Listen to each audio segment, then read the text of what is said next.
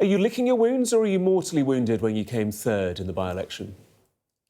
Well, look, firstly, very good to join you this morning. But look, before we come to that discussion, important discussion on the result, could I just say a word about Hevin David's family today? They have been in my thoughts, not just today, but in recent days as well. And nobody would have wanted to have had a by-election in the tragic circumstances that we did.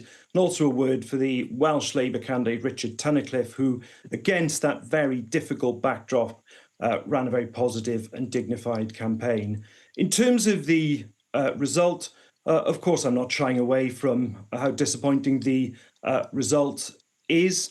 I went to Caerphilly, as you can imagine. It's not too far from where I'm speaking to you from this morning here in Torfaen on a number of occasions. And what I found on the doorsteps was a real desire for more change, a frustration about the pace of change that was coming through to me very strongly when I was speaking to people. I think that's been reflected in the result. But by-elections are always difficult for incumbent parties, and this one was certainly no different. You put a fair bit of effort, I think it's fair to say, in countering and challenging reform, maybe less so in Plaid. What went wrong? What was the error from Labour's perspective in terms of the messaging? You say people want change, but they want a different version of change to the one you're offering. Well, what was coming up on the doorstep was the everyday pressures that people are facing, both in terms of their living standards, making ends meet, but also, of course, public services, which here in Wales for 14 years of Conservative government at Westminster were being starved of cash. Now, we have made a very significant start as a UK government in delivering that change, the largest financial settlement in the history of devolution, which is now feeding into lowering NHS waiting lists here in Wales, to the continuation of the 5p fuel duty cut to 150,000 workers benefiting from rises in the national minimum wage and the national living wage, investment in rail infrastructure, and also, and I say this from the South Wales valleys where I'm speaking to you, the investment in coal tip maintenance and safety, which is really important here. So the two Labour governments at either end of the M4 have been working together, but there's no doubt at all that people want us to move even more quickly with delivering that change. We've heard that message on thousands of doorsteps. We treat the result with humility. We are listening, and we will now seek to demonstrate in the 6 months that are left before the Senedd election that delivery, not just in word, but in deed as well. I wonder then, based on everything you've just described and discussed, whether you agree with the Deputy First Minister of Wales, who says that Westminster has paid too much time and attention on migration and not enough on the issues that really affect people up and down the country, the issues of cost of living, the issues of just getting by day to day. That was the feedback, if not criticism, slightly from the Deputy First Minister, was that too much time had been spent on the issues that Reform are owning and not actually on the issues that are, on a day-to-day, minute-by-minute basis, affecting the electorate. Well, no, we're focusing on all those things. We are focusing on the concerns that the electorate are putting to us, the concern about people in small boats coming across the English Channel. That's why we are putting in measures to seek to tackle that. That, by the way, would be happening far more quickly if Reform and the Conservatives were not voting against our Borders Bill in Parliament. But we have been, in addition, of course, hugely focused on living standards and public services. That's why the Welsh Government has the largest settlement that it's ever had in the history of devolution. That's why we are delivering the benefits that I've referred to. And of course, investment in communities here in Wales. In Pride of Place, we announced recently additional funds for communities, with powers for communities to spend that money on their priorities. So it is focusing on all those issues that matter to people. And that's exactly what we're going to continue to seek to demonstrate over the next 6 months.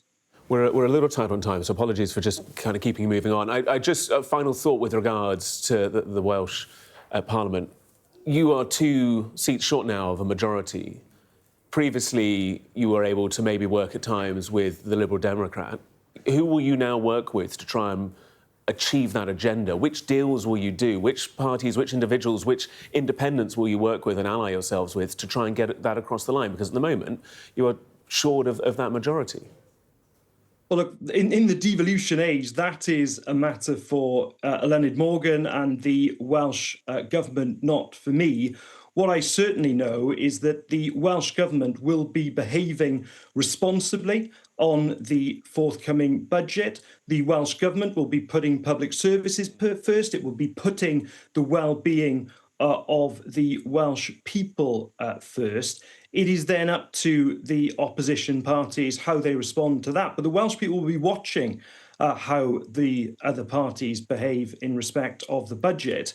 But I've no doubt that the Welsh government will continue to work with the UK government on delivery, as we have been over the last 15, 16 months, in the 6 months up to the Senedd election that we have remaining.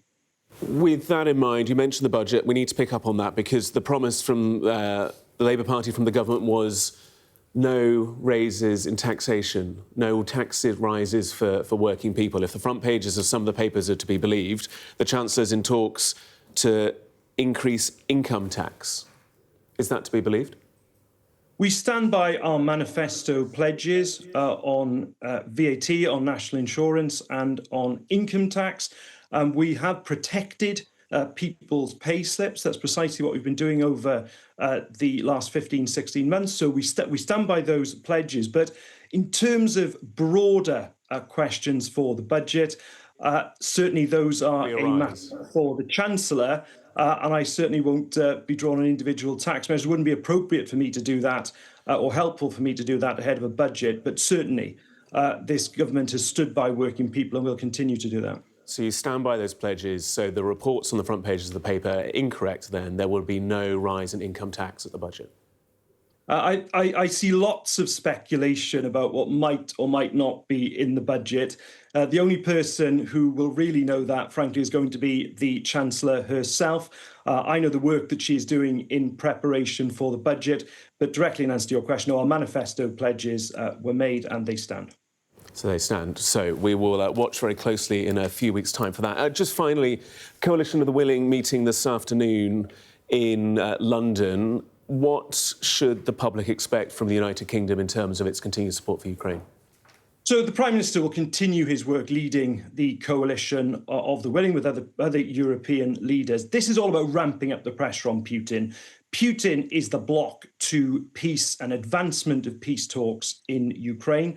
So what you're going to see is an attempt further to take Russian oil and gas off the world market, because it's the profits from those that are funding Putin's war machine, finish the job on Russian sovereign assets that have been seized so we can redirect that money to Ukraine's defences, but also making sure we are going into the winter providing Ukraine with the long-range missile capacity that it needs, which will also, of course, be very good for jobs here in the United Kingdom. But fundamentally, what we are seeking to do is to ramp up the pressure on Putin. I think you'll see the Prime Minister leading on that today. Will the Prime Minister be prepared to ramp up the pressure on some of our European allies? Because there is that goal across NATO now to increase defence spending to 5%. That's a mixture of spending mechanisms. But arriving in the UK today is the Spanish Finance Minister. Spain barely at shy of 2% at the moment. And so, you know, the United Kingdom is putting a shift in to ensure that funding is made and invested into the armed forces.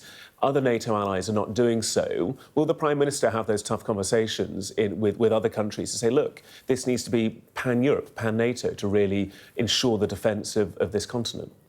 Well, he's already been making that case about the whole of Europe stepping up. I've been accompanying him to some of the summits. I was with him at the European Political Community Summit in Copenhagen only earlier this month. So the Prime Minister will continue to make the case about Europe collectively stepping up. And that point is being made because it is about our continent's security.